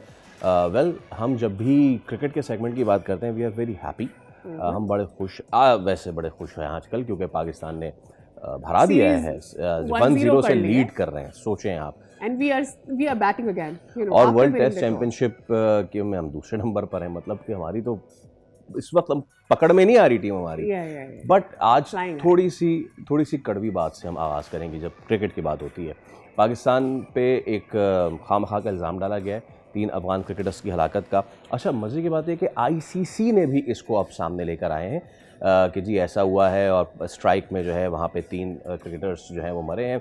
बट वफाकी वज़ीर इत्तलात अता तारड़ ने आड़े हाथों लिया है इस तमाम तर मामले को, और ICC का बयान उन्होंने जानिबदाराना करार दिया है। बिल्कुल, उनका पॉइंट ऑफ व्यू बेसिकली ये है कि अगर ICC को पहले हमसे पूछना चाहिए था, और ICC को जिन जानों के ज़िया का दावा अफ़गानिस्तान कर रहा है उसको एक्सेप्ट करने के बजाय एविडेंस हमारे साथ शेयर करना चाहिए था। ये सारी कम्युनिकेशन होनी चाहिए थी, जिसके बाद आप ये तय करते कि अफ़गानिस्तान जो है वो पाकिस्तान नहीं आना चाहता और वो ट्राई सीरीज़ में हिस्सा नहीं लेना चाहता। ये एक वैलिड पॉइंट है। लेकिन फैसल, मेरे जहन में बार बार ये बात आ रही है कि जब सीरीज़ शुरू नहीं हुई थी, इस पर बात ही नहीं उठती कि सीरीज़ कब शुरू होगी और क्या होना है। Right after the Asia cup ये माहौल बनाना शुरू कर दिया गया था कि जी अफ़गानिस्तान और पाकिस्तान की टीमों की जो जब हम ट्राई सीरीज़ में आएंगे तो पाकिस्तान ये कह दिया गया है कि जी हमें हाथ नहीं मिलाने हैं। तो वो एक जो जब हम डॉट्स कनेक्ट करते हैं तो ऐसा लगता है कि कुछ करने की कोशिश की जा रही है, किसी को कॉपी करने की कोशिश की जा रही है। और आईसीसी कौन है ये हम भी जानते हैं, जहां से प्रेशर आ रहा है ऑब्वियसली वो तो इस नैरेटिव को एक्सेप्ट करेंगे अगर वो अफगानिस्तान से आएगा। इस पे एक चीज़ जो सबसे अच्छी की पीसीबी ने वो ये कि रिप्लेस कर दिया है, और जिसको कहते हैं ना कि उसी बराबर की टीम जिम्बाब्वे अब खेल रही होगी ये ट्राई सीरीज। चलिए इसके साथ साथ हमने इस पर भी बात करनी लेंगे sir, a little better in that way with sports versus spirit. That's the thing. और इसके साथ दूसरा टेस्ट भी शुरू हो चुका है और आसिफ अफरीदी जो है वो पाकिस्तान के सेकंड ओल्डेस्ट डेब्यूटांट हैं और इससे पहले 47 साल के क्रिकेटर थे जिन्होंने इंडिया के खिलाफ डेब्यू किया था अपना। बट एज डजंट मैटर, ये तो नौमान ने बता दिया है। तो क्या होने जा रहा है सीरीज में? गुड स्टार्ट, पाकिस्तान ने टॉस जीत लिया है, पहले बैटिंग करने आ रहे हैं। इस सब पे बात कर लेते हैं। स्पोर्ट्स जर्नलिस्ट अब्दुल गफ्फार हमारे साथ मौजूद है। गफ्फार अस्सलाम वालेकुम, बहुत शुक्रिया आपके वक्त के लिए, और I think you are featuring first time in our show, तो उसके लिए भी आपका डबल शुक्रिया। उम्मीद है आप खैरियत से होंगे, ठीक ठाक होंगे। Let's begin sir. अभी तो टेस्ट मैच शुरू हुआ है, थोड़ा वार्म अप होगा, उस पर जरा बाद में बात करते हैं। बट ये जो कार्रवाई डाली एक बार फिर आईसीसी ने, और पहले अफगानिस्तान ने क्लेम किया उनके 3 क्रिकेटर्स जो है वो स्ट्राइक में मारे गए, फिर आईसीसी भी बीच में आ गया था, तारा ने भी इसका जवाब दिया। कैसे देखते हैं इस सारे मामले को? सबसे पहले वालेकुम अस्सलाम और आपका बहुत शुक्रिया प्रोग्राम में शामिल करने के लिए। देखिए सिर्फ 2 ही जो है इस हवाले से बयान सामने आए, एक आईसीसी का और एक बीसीसीआई का, और दोनों बिल्कुल आगे पीछे जिस तरह के बयान सामने आए। देखिए आईसीसी या आईओसी हो या दुनिया की कोई भी स्पोर्ट बॉडी सियासत से अपने आप को दूर रखते हैं, क्योंकि सियासत में जब 2 मुल्कों के दरमियान कोई तनाज़ा होता है तो वो कभी भी उसकी जो एक बयान की हैसियत है ना यकतरफी कहलाई जाती है। तो जैसे अतादार साहब ने कहा, हमारे इंफॉर्मेशन मिनिस्टर हैं, जिस तरह पाकिस्तान गवर्नमेंट ने स्टांस किया, आई थिंक बिल्कुल ठीक बात है, क्योंकि जिस तरह बीसीसीआई अब आईसीसी को इस्तेमाल कर रहा है, जय शाह बैठे हुए हैं आपके सामने, सारा मामला हुआ, ना सिर्फ चैंपियंस ट्रॉफी के अंदर भारत जो है वो पाकिस्तान नहीं आया, फिर उसी तरह अगर आप देखें तो मैं सियासत का एक्सपर्ट नहीं हूँ, बट अब जो खबरें पढ़ता हूँ उससे तो बड़ा आसानी से समझ में आता है कि अफगानिस्तान के टॉप ऑफिशियल्स इंडिया में होते हैं, उसी दौरान ये सारा मामला शुरू होता है, और जो कुछ हुआ जिस तरह का जवाब दिया वो सारी दुनिया को पता है। जिस तरह भारत को जवाब मिला था उसी तरह यहाँ भी दिया गया, लेकिन आईसीसी का इस मामले में इन्वॉल्व होना, आप देखिए ऑस्ट्रेलिया है, इंग्लैंड है, साउथ अफ्रीका है, न्यूजीलैंड है, किसी ने कोई बात नहीं की। भारत ने, आईसीसी ने क्यों की? ये बड़ी मिली भगत है, बड़ा ओपन सीक्रेट है। और गफ्फार ऐसे तो अगर ये तरीका है, आई मीन अफगानिस्तान के कितने प्लेयर्स हमारे मुल्क से ही ट्रेन होकर गए हैं, यहीं से सीख कर गए हैं, और अब जो है वो अपने करियर को आगे बढ़ा रहे हैं। ऐसे तो हमें पहले बॉयकॉट करना चाहिए था। स्ट्राइक्स तो पहले, जितना दहशतगर्दी का सामना पाकिस्तान ने किया है और अफगानिस्तान को जितना सपोर्ट दैट वे हमने किया है, ऑब्वियसली हम में से कोई भी क्रिकेट को और सियासत को मिलाना नहीं चाहता, लेकिन अगर यूँ देखा जाए तो पहला जो दहशतगर्दी का सबूत पाकिस्तान ने दिया था अफगानिस्तान को, उसके साथ ही हमें क्रिकेट भी बंद कर देनी चाहिए थी। बिल्कुल, देखिए पाकिस्तान ने अफगानिस्तान के प्लेयर्स की जो मदद की, अफगानिस्तान के लोगों की जो मदद की, वो पूरी दुनिया को पता है। रेफ्यूजीज के मामला हो, यूएनएचसीआर के मामला हो, यूनाइटेड नेशंस की रिपोर्ट है, सबको पता है कि पाकिस्तान ने कितना साथ दिया है। ये बड़ा अलमिया है क्रिकेट के लिए। दुनिया में किसी और स्पोर्ट्स में ये तमाशा नहीं हो रहा सिवाय क्रिकेट के, ना फीफा में, ना एटीपी में, ना एफआईएच में, किसी जगह पर भी। भारत ने हॉस्टेज कर लिए क्रिकेट को, पूरा एक तरह से ना कब्जा है, और रही सही कसर अब जय शाह साहब की आमद ने पूरी कर दी। वो खुद वहां पे अमित शाह के साहबजादे हैं, भारत के बड़े इन्फ्लुएंसर जो मिनिस्टर हैं। तो ये बहुत ही बुरा हो रहा है के साथ, और आई थिंक मैं समझता हूँ पाकिस्तान हुकूमत ने बड़ा सही स्टांस लिया है, बड़ा सही सख्त बनाया है कि आप किस तरह से एक एकतरफा बात पर जो है वो एक प्रेस रिलीज जारी कर सकते हैं। लेकिन अब मैं तो सिर्फ ये समझता हूँ कि इंटरनेशनल क्रिकेट काउंसिल यानी आईसीसी को इंडियन क्रिकेट काउंसिल ही पढ़ा और लिखा जाए। ये वो आईसीसी नहीं है जिसके बारे में हमने बात की थी एक जमाने में। ये वो आईसीसी नहीं है जिसको हम समझ सकते हैं कि suppose to be the representative of. लेकिन गफ्फार एक मसला है, आप पैसे चाहे जितने भी लगा लें, व्हेन यू आर क्लासलेस, तो फिर वो आपकी बात सामने आप जो है ना, आप खुल के सामने आते रहते हैं। कल बाय द वे बड़ा बुरा दिन था इंडियन क्रिकेट के लिए भी। उनकी मेंस टीम ऑस्ट्रेलिया में हारी, अपने घर पे वो इंग्लैंड से हार गए। तो इतना पैसे लगाने के बाद भी अगर आप नहीं आगे बढ़ पा रहे हैं, तो फिर there are definitely some fault in the stars. Well, मैं इसी के साथ कंटिन्यू करूं और अगर अब ज़रा टेस्ट सीरीज़ पे आ जाऊं। पहला टेस्ट मैच बड़ा ज़बरदस्त हम जीते हैं। दूसरे टेस्ट में हसन अली की जगह आसिफ आफरीदी को लाएं। इससे पहले 1955 की सीरीज़ में 47 साल के मीरान बख्श जो थे वो जो थे ओल्डेस्ट डेब्यूटेंट थे, और अब आसिफ आफरीदी लाए हैं जिनकी उम्र 48 साल समथिंग है। कैसे देखते हैं इस इंक्लूजन को? पिंडी की पिच कैसी होने जा रही है? क्या दोबारा से एक फ्लैट रोड मिलेगा या फिर 3 स्पिनर्स की इंक्लूजन से कुछ चीज़ें बेहतर दिखने को मिलेंगी यहाँ पे? देखिए, हिस्टोरिकली जो लोग पिंडी की पिच को जानते हैं, ज़माने में पाकिस्तान में सबसे अच्छी फास्ट बॉलिंग की विकेट होती थी, लेकिन अब हमने जबरदस्त तरीके से जो है ना इस पिचों को हमने मोड़ दिया है। अच्छा, मैं जो अभी कुछ कमेंट्स पढ़ रहा था, पाकिस्तान के फॉर्मर कैप्टन नवीद राजवा मौजूद हैं, दीगर कमेंटेटर, बड़ी खतरनाक बातें हो रही है पिच के हवाले से कि तीसरे चौथे दिन तक ही फैसला हो जाएगा, शायद तीसरे दिन ही चौथी इनिंग शुरू हो जाए। तो लगता है ऐसे जैसे स्क्वायर टर्न को सुन रहा था, ये लुक्स वरीड कि भाई लगता है कि मुश्किल होगा एक दफा नुमान साजिद को दोबारा झेलना। लेकिन जो इम्पोर्टेंट चीज है वो ये है कि पाकिस्तान बैटिंग कैसे करता है। बहुत इंपॉर्टेंट टॉस शान ने जीता है कि इन विकेटों पर आपको पहले बैटिंग करना इसलिए जरूरी है कि चौथी इनिंग आसान नहीं होती। कमेंटेटर्स की बात मैंने सुनी क्योंकि वहाँ मौजूद हैं, पिच को देख रहे हैं कि 150 रन भी बहुत होंगे इस विकेट पर। तो मुझे लगता है कि विकेट होने वाली है इस टेस्ट में। लेकिन अभी जब हम प्रॉपर मैच को देखेंगे तो फिर अंदाजा होगा कि विकेट कैसा खेलती है। कभी कभी विकेट भी धोखा दे जाती है, लेकिन जिस तरह पाकिस्तान ने आई थिंक एक चीज बड़ी अच्छी हुई है, कम से कम हमें ये पता चल कर क्या रहे हैं, चाहे गलत कर रहे हैं, ज्यादा खिला दिए। अच्छा गफार साहब, आपकी इजाजत के साथ मैं एक सवाल कर जाऊंगा। गफार भाई, एक चीज हमेशा से जो है ना वो होता है, और हम ज्यादा जो है ना वो जो यूट्यूबर वहाँ सरहद पार बैठे हैं ना, उनकी ज्यादा हम इन्फ्लुएंस लेके बात कर रहे थे, अरे ये क्या बना दिया, वो क्या बना दिया। भैया वो भी तो बनाते हैं ना, पिंक ब्राउन सॉइल को टर्निंग विकेट बना देते हैं। तो वो अपने होम पे ऑस्ट्रेलिया का होम एडवांटेज, इंग्लैंड का home advantage with their conditions, south Africa का तेज होम एडवांटेज। तो भाई हम अपना होम एडवांटेज करेंगे डेवलप, और वो करेंगे। वो बात की बात है कि उससे हमारे साथ हमारी फास्ट बॉलिंग पेडिग्री के साथ क्या था, but right now we need victories. और अगर ये आकिब जावेद वाला फॉर्मूला है तो ठीक है, फिर लेट्स गो विद दैट। क्या इशू है? नहीं, बिल्कुल, मैंने कहा ना कि कम ये बहुत बड़ी इंप्रूवमेंट है कि पिछले 1 साल से हमें ये पता है हम कर क्या रहे हैं। आपको याद होगा जब ऑस्ट्रेलिया, न्यूजीलैंड, पाकिस्तान आए थे और इंग्लैंड भी आया था, हमने बड़ी मार भी खाई, डेड विकेटें बनी, बहुत शोर मचा कि क्या क्रिकेट हो रही है। चलिए कम से कम ये हुआ कि अब हमें ये पता है कि अगर हम 3 स्पिनर खिला रहे हैं या 2 स्पिनर हमने नुमान साजिद को खिलाया तो विकेट टर्न भी हो रहा है। तो उस लिहाज से तो बिल्कुल ठीक है। बहुत से लोग ये बात करते हैं फास्ट बॉलिंग के हवाले से, मुझे पाकिस्तान में विकेटें बनाने पर कोई एतराज नहीं है, लेकिन मुझे ये जरूर एतराज है कि जब हम बाहर जाते हैं तो हमारी परफॉर्मेंस वो नहीं रहती जो घर पे है। तो हमें बस ये भी साथ साथ सोचना, लेकिन ये जो हमारी हिकमत अमली है ये बिल्कुल ठीक है। अगर हमारे पास इस पर ऐसे फास्ट बॉलर नहीं है जो मादी की तरह, वसीम वकार, शुएब अख्तर की तरह या और दीगर फास्ट बॉलर थे मैचेस जितवा सके, तो बिल्कुल ठीक हिकमत अमली है कि हम अपने स्ट्रेंथ पर जा रहे हैं। लेकिन आई रियली होप इसके साथ साथ, क्योंकि अवे और होम दोनों जीतना जरूरी है वर्ल्ड टेस्ट चैंपियनशिप में आगे बढ़ने के लिए, तो पाकिस्तान के पास ओवरसीज के लिए भी अच्छा प्लान हो। हमारे बैट्समैन, और अगर स्पिन विकेट्स बनानी ही थी तो फिर 4 मैचों की सीरीज कर ही लेते, probably we could do something better. बहुत शुक्रिया कमिंग ऑन आवर शो, बड़ा अच्छा लगा आपसे बात करके। नहीं, क्या ख्याल है, can we go for 4 matches series?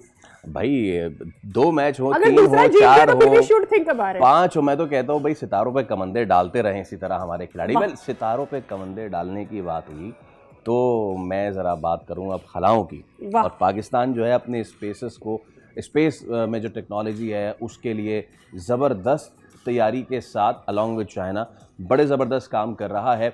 और पाकिस्तान ने अब अपना पहला हाइपर स्पेक्ट्रल सैटेलाइट HS-1 जो है उसको चीन के सैटेलाइट लॉन्च सेंटर से कामयाबी के साथ खला में लॉन्च किया है। Sadia, a lot of people think कि भाई ये सैटेलाइट भेजने से क्या एडवांटेज है। तो मोटा मोटी बात यह है कि इससे हमें जो हमारी इमेजिंग आती है right from our agricultural crops जो हैं उनकी बेहतरी से लेके क्लाइमेट रेजिलियंस तक, पानी के ज़खायर and urban development, natural disasters जी, सब ये इस सब से हम बहुत अच्छे तरीके से ना नबरद आज़मा हो सकते हैं। तो मज़ीद अब डिटेलिंग क्या है हम ज़रा बात कर लेते हैं। हमारे साथ आज मौजूद हैं director Sparco AKM Shafat Ali साहब। अस्सलाम वालेकुम शफात साहब, गुड मॉर्निंग।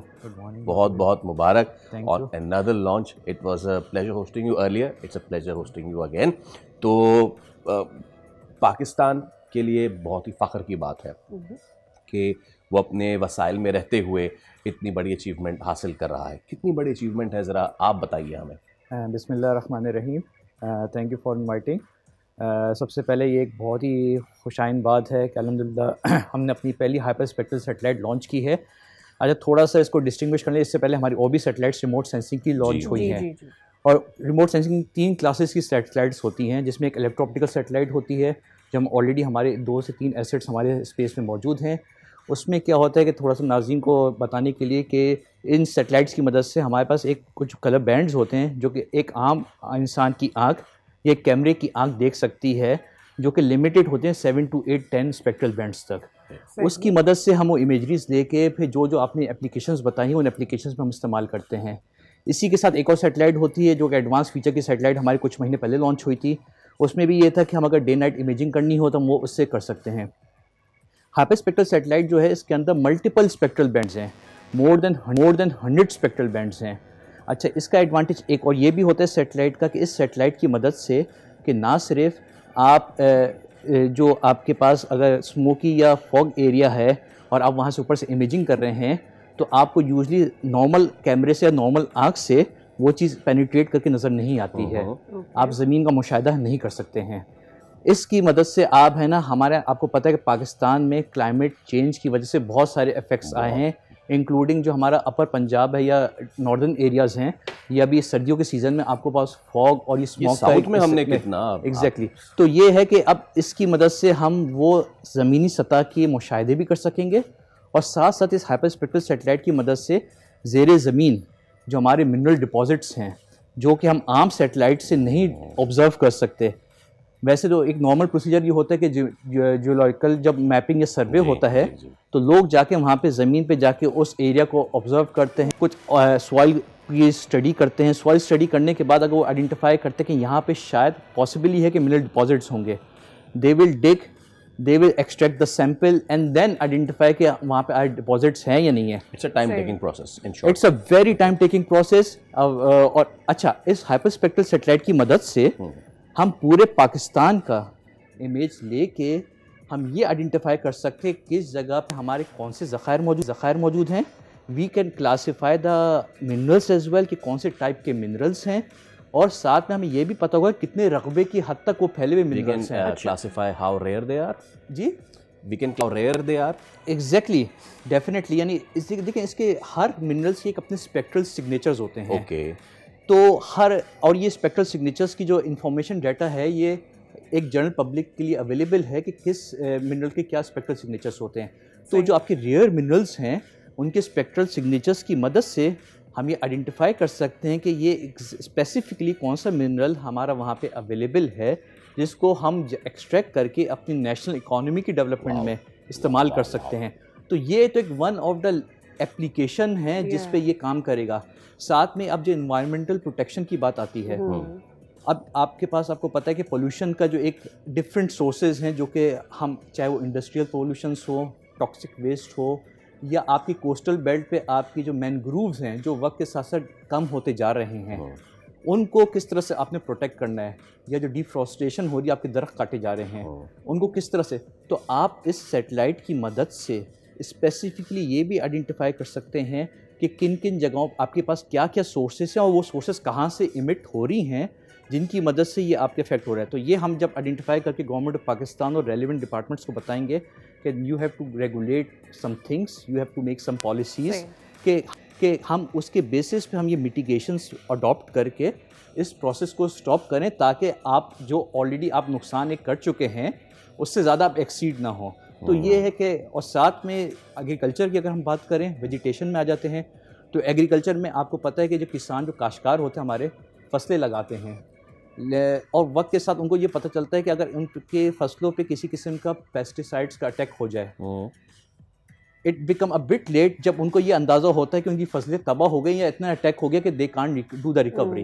इन सेटेलाइट की इमेजरी से इवन आप ये माइन्यूट लेवल पे जहाँ पे ये अटैक का इनिशिएशन का प्रोसेस स्टार्ट होता है, हम इमेजरीज की मदद से आइडेंटिफाई कर सकते हैं कि किन किन एरियाज़ में हैं और बर वक्त उसका आप है ना अकॉर्डिंगली मिटिगेशन कर लेके आप अपनी फसलों को भी बचा सकते हैं। ये तो एक मैक्रो एस्पेक्ट हो। अब फॉर एन एग्जांपल ऑब्वियसली हमारा हम लोग कितना ज़्यादा एग्रीकल्चर पर डिपेंड कर रहे होते हैं, एक तो ये जी। अभी रिसेंटली जो डिजास्टर्स हुए हैं हम बार बार मैं और फैसल शो में बात करते थे, we were trying to predict, obviously हम हेल्पलेस नज़र आ रहे थे कि ग्लोव्स के लिए हम क्या करें, क्या उसकी कोई प्रोटेक्शन हो सकती है आने वाले दिनों। तो ये दो एस्पेक्ट हैं। किसी भी ऐसे जगह पर, किसी भी ऐसी रीजन पर जहाँ पर पेस्टिसाइड के मिसाइल और इस तरह की चीज़ें हुए हैं, तो क्या उसको अगर मैं माइक्रो देखना चाहूँ, वहाँ पर रीच देखना चाहूँ, तो फिर वो कैसे वहाँ तक पहुँचेगा और क्या इन द लॉन्गर रन हम इस तरह के जो ग्लेशियर्स का पिघलना और उस साल उनका क्या रिएक्शन होगा और कितना नुकसान हो सकता है, क्या हम ये भी देख सकते हैं? देखिए, डिजास्टर मैनेजमेंट के पॉइंट ऑफ व्यू से आपके पास 2-3 ऐसी कैलेमिटीज़ हैं जिसमें आपकी फ्लडिंग हो गई,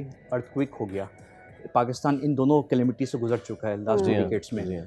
तो अर्थक्वेक की हम जब बात करते हैं तो आपकी जो बेस टेक्टोनिक प्लेट्स होती हैं जो कि आपकी ज़ेर ज़मीन होती हैं, इनकी मूवमेंट्स के बेसिस पे है ना ये अर्थक्वेक आ जाते हैं। अच्छा, इनकी आप लॉन्ग टाइम या प्रिडिक्शन जो है बहुत अर्ली नहीं कर सकते, लेकिन स्टिल इस सैटेलाइट की मदद से आप ये आइडेंटिफाई कर सकते हैं कि इन जो अफेक्टेड एरियाज़ जहाँ पे ये ज़्यादा वल्नरेबल है हमारे एरियाज़, इन वल्नरेबल एरियाज़ में ये प्रोसेस स्टार्ट हो चुका है and you have some limited time to take some measures ताकि आपका जो जानी और माली नुकसान है वो बेयर मिनिमम हो। यानी कि फॉर एग्जांपल अगर इसको हम एक मिसाल के तौर पे लें, हुआ ये ग्लोव फटा और हमें पता चला अरे ये हो गया, या फिर दासू में हुआ, वो सयाह जा रहे थे, जब उनको आ लिया उस सारे मलबे ने, फिर उन्हें पता चला। इस HS1 के लॉन्च के बाद मेरे पास कितना टाइम है कि वो ग्लोव फटने से पहले मुझे कितने दिन पहले वो बता सकता है, सो दैट मैं फिर उसके लिए कोई प्रोटेक्टिव मेजर्स लूं। वो लोग वहाँ के जो विलेजर्स हैं उनके ऊपर ही डिपेंड कर रहे होते हैं। बेसिकली इसमें ये होता है कि जो लैंडस्लाइड्स आपकी होती हैं इसमें आप सॉइल की स्टडी करते हैं, तो वो एरियाज जहाँ पे नॉर्दर्न एरियाज जहाँ पे ज़्यादा वल्नरेबल होते हैं, तो आपके पास जब सॉइल की स्टडी आप रेगुलर बेसिस पे कंडक्ट करेंगे तो आपको पता चलेगा सॉइल का टेक्सचर एक सर्टन पॉइंट से चेंज हो चुका है एंड यू आर ना वल्नरेबल। अच्छा, अब ये इंफॉर्मेशन कितनी अर्ली उस एरिया में पहुंच सकती है, तो आजकल आपको पता नहीं टेक्नोलॉजी का दौर है। मोबाइल पे आपके पास ऐप्स मौजूद होती हैं, तो इंशाल्लाह प्लान ये भी है कि we will join with the government of Pakistan, we will launch application as well, जो एप्लीकेशन उन एरियाज़ के लोगों के पास भी मौजूद हो कि they will get some sort of a beep signal और अलार्मिंग सिग्नल, या उनको इन्फो पहुंच जाएगी कि ये एरिया अब थोड़ा सा वनरेबल है, तो इट्स बेटर टू मूव। या जो हमारे यहाँ टूरिस्ट वहाँ पे उन एरियाज़ में जाते, सयाह जाते हैं, तो उनको ये इन्फॉर्मेशन लीजिए कि इस क्या है इसमें। और रहा सवाल फ्लडिंग का, तो जैसे आपके ग्लेशियर्स पिघलते हैं, अच्छा ग्लेशियर्स पिघलने का भी प्रोसेस ये इट्स नॉट एक इमीडिएट बेसिस होता है, it takes a slight process time. अगर आप उस टाइमली बेसिस पे उन ग्लेशियर्स के पिघलने के प्रोसेस को आइडेंटिफाई कर लें और किस एरिया में ज़्यादा हो रहा है, तो आप ये इन्फॉर्मेशन इस सैटेलाइट की मदद से वेरी टाइमली आपको पता भी चल जाएगी और आप अपने मेजर्स दे के फ्लडिंग की जो सूरत हाल है उसको कंट्रोल तो नहीं, लेकिन आप किसी हद तक वो आप ऐसे प्लान्स बना सकते हैं, मेजर्स ले सकते हैं कि आपका कम से कम जानियों वाली शहबाज साहब, पता है क्या, मेरा दिल चाह रहा है कि हम इस पे बात करते रहें, because this is so close to our hearts ये। और पहले तो हम बात करते हैं ना कि disaster management and green initiative and all, but this is disaster management plus the space technology से हम कैसे कर रहे हैं, ये मैं पहली मरतबा सुन रहा हूँ। बट क्योंकि हमारा वक्त महदूद है, तो इस वादे के साथ कि हम दोबारा आपको जहमत देंगे। थैंक यू सो मच एक बार फिर, बहुत बहुत मुबारकबाद पाकिस्तान की पूरी स्पेस कम्युनिटी को, पूरे पाकिस्तान को, कि इतना ज़बरदस्त जो है वो इक़दाम हुआ है। बाय द वे एक चीज़ मैं शफा साहब से पूछना भूल गया सादिया, कि देखें ये सैटेलाइट बहुत सारी चीज़ें प्रेडिक्ट कर सकता है, the floods and gloves and crops and all. क्या ये टमाटर की ऊंची उड़ती कीमतों को भी पकड़ में ला सकता है? बिकॉज एक जाने हमारे जो इसके पीछे टमाटर का रॉकेट भी बहुत ऊपर उड़ रहा है। इसके पीछे की जो वजह बताई जा रही थी, जो कह रहे थे कि जो सैलाब आएंगे और फिर फूड सिक्योरिटी और ये वो, शायद अगर हम उन चीज़ों को रोक सकें तो ये भी हो सकता है, बट वो भी एक बहाना है। कहा ये जा रहा है इतना नुकसान नहीं हो रहा, लेकिन ज़ख़ीरा अंदोज़ी बहुत ज़्यादा है, इसकी वजह से ये हो रहा है। असल में मसला क्या है? असल में मसला ये है कि टमाटर चला गया है किलो 500 से ऊपर, 700 से ऊपर, यस, एंड सम एरियाज 500। तो अभी अगर आप जाकर किसी को बोलेंगे अच्छा ये 100 रुपए के टमाटर, तो शायद वो आपको 2 टमाटर थैली में डाल के दे देगा कि ये आप और वो आगे से ना वो 3 इडियट वाला जो है ना जुमला बोलेगा, बेटा ये टमाटर तो कुछ दिनों में सुनार की दुकान पे थैली पे मिला करेंगे। तो ये भी सिचुएशन है। टमाटर बहुत ऊपर जा रहा है। इसमें एक जो अफगानिस्तान वाला जो है ना फैक्टर, वो भी है, जो बॉर्डर क्लोजर है, अफगान ट्रांसिट रेट, ये भी एक फैक्टर है। इसके साथ और भी सारी सब्जियां महंगी हुई हैं, लेकिन टमाटर का जिक्र इसलिए कर रहे हैं क्योंकि टमाटर has gone over 500 rupees. Faisal did से पूछना होगा कि कौन सी जगह से इन्हें 700 रुपये का मिला है, लेकिन 500 तक मिल रहा है जी। फिर भी बहुत है। और अब तो वो दिन भी नहीं रहे कि जब हम बोले अच्छा टमाटर नहीं तो कढ़ाई में दही डाल लेंगे। हाँ, दही भी जाके पूछे दूध 300 का है तो दही कहाँ तक चला गया होगा? दही तो मैंने पूछा भी नहीं लास्ट। इसी के साथ हम एक ब्रेक ले रहे हैं। वी होप कि हमारा जो सैटेलाइट वाला रॉकेट है वो उड़ता रहे, टमाटर वाला रॉकेट थोड़ा नीचे आ जाए। एक ब्रेक ले रहे हैं, इसके बाद दोबारा हाजिर होंगे। स्टे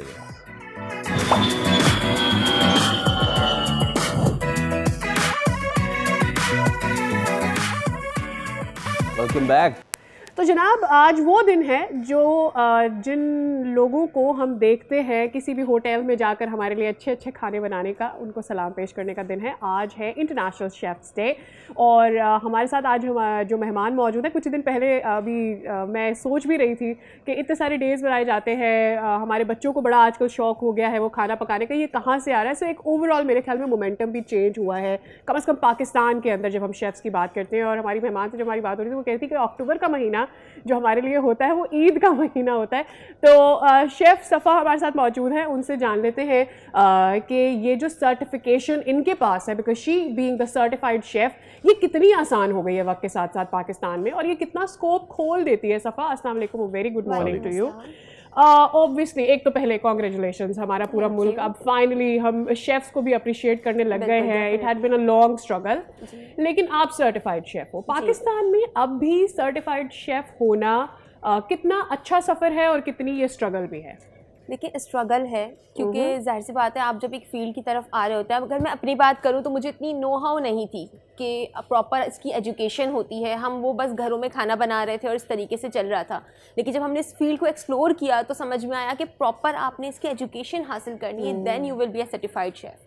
मुश्किल ज़रूर है, जाहिर सी बात है आपको पूरी एजुकेशन लेनी है, आपको एक एक टेक्निक सीखनी है। हम वो कहते हैं कि एक दूसरे के हाथ के जायके में बड़ा डिफरेंस है, हाथ के जायके में डिफरेंस नहीं होता, डिफरेंस होता है आपकी टेक्निक पे, जो आप बना रहे हैं आपके उस मेथड में डिफरेंस होता है। तो वो चीज़ें आपको कलनरी स्कूल जाके समझ में आती हैं कि वहाँ आपकी क्या मिस्टेक्स थी और आपको उनको किस तरीके से ओवरकम करना है। राइट। अच्छा, वैसे तो डोमेस्टिकली बात करें तो ये जिम्मेदारी खातिन ने उठाई होती है। बहुत सारे लोग उस पर वो करते हैं कि नहीं अब ज़माना ऐसा नहीं है, लेकिन हमारे माशरे में अभी भी ऐसा है कि ना खातिन ने ये जिम्मेदारी उठाई होती है। लेकिन फिर कभी कभी अगर खातिन अपने शौहर नामदार को नामदार मैंने कह दिया उनको अगर ताना दें कि बनाती मैं हूँ ये वो, तो शौहर जो है वो कहते हैं कि अरे तुम क्या बनाओगी, पूरी दुनिया में तो मेल शेफ्स हैं। बिल्कुल, डेफिनेटली। तो क्या आपने हाथ के जायके की बात की, तो वो ये क्लेम करते हैं मेल जो है ना उनके हाथ में जायका ज़्यादा होता है। बेसिकली हमारी अगर शेफ फील्ड की बात की जाए तो इस फील्ड के अंदर मेल ज़्यादा है, मेल की जो है वो कैटेगरी ज़्यादा है, चाहे वो स्कूल्स में हो। In Pakistan It's overall as well around the world, yes. Overall आप अगर कहें तो मेल्स की कैटेगरी ज़्यादा है, क्योंकि होता ये है कि हमारी ख़वातीन की समझ में होता है कि हमने घरों में जो हम खाना बना रहे हैं दैट्स इनफ। अगर मैं अपनी बात करूँ तो मेरे लिए भी दैट्स इनफ था कि ठीक है घर में अम्मी से सीख लिया, सास से सीख लिया, बस यही है। इससे आगे हम एक्सप्लोर करने की तरफ जाते नहीं हैं। बट जिस तरह से अभी हमारी इंडस्ट्री ग्रो कर रही है, जिस तरह से specially thanks to you guys, media से जो है वो ज़्यादा एक अवेयरनेस मिलती है और इस चीज़ को प्रमोट किया जा रहा होता है, तो ज़ाहिर सी बात है वो फिर नो हाउ आती है। स्टूडेंट्स को पता चलता है कि आपने इंटर के बाद ज़रूरी नहीं है कि आप डॉक्टर या इंजीनियर बने, आपके पास एक और फील्ड है जिसे हम शेफ कलनरी आर्ट्स की फील्ड कहते हैं, आप वो भी ज्वाइन कर सकते हैं। अगर पूरा ब्रॉड भी खोले ना, कलनरी, होटल मैनेजमेंट, हम लोग इस तरफ देखते नहीं है। अच्छा, एक मैं चीज़ बताऊं फैसल, मैं कुछ दिन पहले एक तो मैं फॉर वंस इस मिथ को ब्रेक कर दूं कि ये जो शेफ़ होते हैं ये मेल ज़्यादा होते हैं और ख़वातीन वैसे कुक करती हैं। अच्छा, इसकी मैं एक रिसर्च पढ़ रही थी एंड रिसर्च सेज क्योंकि ख़वातीन वैसे ही जॉब्स कम करती हैं। आपको कितनी CEOs नज़र आएंगे जो कि खातीन होंगी, आपको कितने इंजीनियर्स नजर आएंगे जो कि खातीन होंगी। उसकी वजह ये होती है कि खातीन का जो जॉब करने का स्पेक्ट्रम है वो ओवरऑल ही कम है। उसकी वजह से जब आप जॉब्स की बात करते हो तो वहाँ पर शेफ आपको कम नजर आती है। घरों में ऑब्वियसली खातीन ही खाने बना रही होती है क्योंकि खाना पकाना is thought to be female related. Exactly that, इसलिए ये बट द रिसर्च से जो इस तरफ आ गई है कि फीमेल्स ही का काम है खाना बनाना, तो ये वही कर रही है। लाइक आप समझ लें हाउसवाइफ जो है वो उसी के जिम्मे है ये खाना बनाना, लेकिन ऐसा जरूरी नहीं है। अच्छा, कितना ये स्कोप जो है बढ़ा है इसकी वजह से। मतलब फॉर एग्जांपल अगर कोई भी बच्ची या बच्चा ये कहता है कि जी ठीक है मैंने तो शेफ बनना है, तो उसके घर वाले परेशान भी हो जाते हैं कि ये कितना ही कमा लेगा, क्या इसको अपना होटल खोलना पड़ेगा, अगर होटल खोलेगा तो इतने पैसे या इतने पैसे इसको देने पड़ेंगे, खोलेगा या खोलेगी। तो ये बताएं कि ठीक है आप गए, आपने अपनी एजुकेशन कंप्लीट कर ली, आप शेफ़ बन गए, उसके बाद क्या? इसके बाद ये होता है कि जब हम होटल इंडस्ट्री को ज्वाइन करते हैं तो इट डजंट मीन कि डे फर्स्ट से आपको जो है वो कुकिंग करने को मिलेगी या आपको एज अ शेफ़ अपनी जो एक्सपर्टीज़ शो करने को मिलेगी। आपका स्टार्ट होगा एज अ डिश वॉशर, आपका स्टार्ट होगा कि आपने जिस बिल्कुल बेसिक काम करने। बहुत से हमारे बच्चे होते हैं जो कि मतलब इस फील्ड में आते हैं, वो डे फर्स्ट पे जाते हैं होटल इंडस्ट्री में, उनको कोई काम, वो कहते हैं ओहो मतलब मैं इतना पढ़ के आया हूँ उसके बाद ये काम करूँ, वो उनका मोरल जो है वो डाउन हो जाता है, वो मोटिवेशन ख़त्म हो जाती है। एट द एंड वो इस फील्ड को छोड़ देते हैं कि नहीं करना। यहाँ पर जितने रेस्टोरेंट्स हैं वो भी कोर्सेज कर, जूली भी कोर्सेज हो रहे हैं, इंस्टीट्यूट करवा रहे हैं, हमारी जो है वो होटल इंडस्ट्री करवा रही है, डिफरेंट रेस्टोरेंट की तरफ से इंटर्नशिप ऑफर्स होती हैं, तो वो इस तरीके से जो है वो एक चेंज चलती है। यही आपसे पूछना चाह रहा था, तो अब प्रोसेस क्या है इसका? आप किस तरीके से you and up in an institute, और वो कितने इंस्टीट्यूट्स हैं हमारे पास, पहले कितने थे, वो अब बढ़ गए हैं, गवर्नमेंट लेवल पे कितने हैं, प्राइवेट लेवल पे कितने हैं, और बेहतर क्या है आप गवर्नमेंट लेवल पे जाएं कि प्राइवेटली करें? देखिए इसके लिए इस तरीके से है कि इस मामले में हमारी गवर्नमेंट के भी कुछ इनिशिएटिव्स हैं, जिसमें BBSHR का या NAFTEC के कोर्सेज होते हैं जो कि फ्री ऑफ कॉस्ट होते हैं। तो हम उसकी तरफ जाते ही नहीं हैं। हम अपने स्टूडेंट्स को, अगर हमारे जो बच्चे इंटरमीडिएट के बाद अगर उन कोर्सेज में अपने आप को इनरोल करें और देन वो देखें कि मतलब हम इस स्किल को आगे कैरी ऑन कर सकते हैं, देन फिर वो प्राइवेटली उस स्किल को अपनी और मजीद पॉलिश करें और अपना डिप्लोमा होल्ड करें। ये जो सर्टिफिकेट्स गवर्नमेंट लेवल पर आपको मिल जाते हैं, ये कितने रेलेवेंट हैं? मतलब क्या इनकी कोई वर्थ होती है? दूसरे इंस्टीट्यूशन इनको किस तरह से रिसीव करते हैं? देखिए सर्टिफिकेशन की वर्थ है अनटिल एंड अनलेस आपने जो है वो इंटर्नशिप करनी है। जब तक आप इंडस्ट्री में काम नहीं करेंगे, आपको एक्सपीरियंस गेन नहीं करेंगे, आपकी सर्टिफिकेशन वेस्ट है।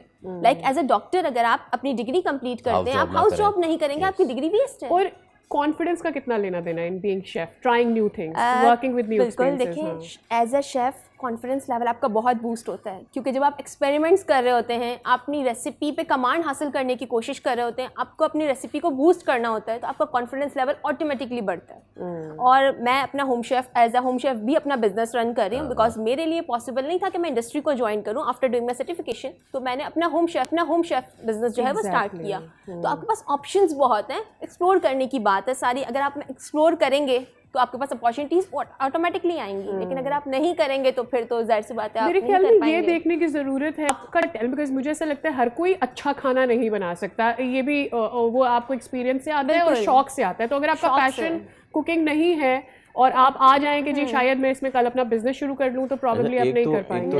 एक तो चीज़ हो गई खाना बनाना, फिर होती है द प्रेजेंटेशन, वहाँ पे आती है कलनरी आर्ट्स। ये कितना ज़रूरी है कि आप टेस्ट तो बाद में करेंगे या आपके नॉस्ट्रल्स में जो है वो तो धुआं बाद में जाएगा। प्लेट अगर अपीलिंग नजर आएगी, हम किसी भी रेस्टोरेंट में जाते हैं, जब हमें खाना सर्व किया जाता है, अगर वो प्लेट अपीलिंग नहीं होती, उसकी प्रेजेंटेशन अच्छी नहीं होती, तो हम मतलब अच्छा खाना भी टेस्ट हम उसको करने से पहले सोचते हैं कि नहीं खाना। स्पेशली अगर हम बच्चों की बात करें तो बच्चों के सामने जब अगर आप खाना रखेंगे, आप बेसिक रख दें उनके सामने, वो नहीं खाएंगे। अगर वही फ्राइज के ऊपर आप थोड़ा सा केचप, टूथपिक्स और इस तरह का कुछ प्रेजेंटेशन करके रखेंगे तो वो उनको अट्रैक्ट करेगा। वो कहेंगे कि नहीं मतलब जैसा भी है टेस्ट तो करके देखेंगे। अभी अगर रिसेंटली मैं बात करूँ, मेरा एक इवेंट में जाने का मौका मिला मुझे, वहाँ पर इंडस्ट्री के हमारे काफ़ी प्रोफेशनल शेफ्स थे। उन्होंने जो है वो बैंगन, जो कि उमूमन हमारी वो वेजिटेबल है जो हम लोग नहीं पसंद करते, उसके उन्होंने जो है वो एक लाइक समझ लें कि डायनामाइट चिकन के फॉर्म में उसे बना के रखा, और वो इतना अपीलिंग लग रहा था कि सब लोग उसकी तरफ अट्रैक्ट हो रहे थे कि इसे टेस्ट करना है। जब उसे टेस्ट किया और फिर उन्होंने कहा कि ये जो आप खा रहे हैं एक वेजिटेबल है, ये चिकन नहीं है। वाह, तो वो जो चीज़ है वो एक शेफ कर सकता है। या और उसके लिए प्रेजेंटेशन यहाँ पर आपको, जब आप कलनरी स्कूल में जाते हैं, आप कलनरी आर्ट सीखते हैं, आप सर्टिफिकेशन करते हैं, देन आपको वो प्रेजेंटेशन आती है। और खाना जितना सवार के आप अगर उसको सामने प्रेजेंट करेंगे तो वो डेफिनेटली सामने वाले को वो फोर्स करेगा कि उसे टेस्ट कम से कम जरूर किया जाए। Thank you so very much Safa, it was wonderful to have you on the show. Congratulations to you and to all the chefs जिन्होंने कोशिश की और पाकिस्तान में स्ट्रगल कर आज अपना नाम बना लिया। ओके, इसी के साथ हम आपसे लेंगे इजाजत। रखें अपना ख्याल, कल होगी फिर मुलाकात। तब तक के लिए बाय।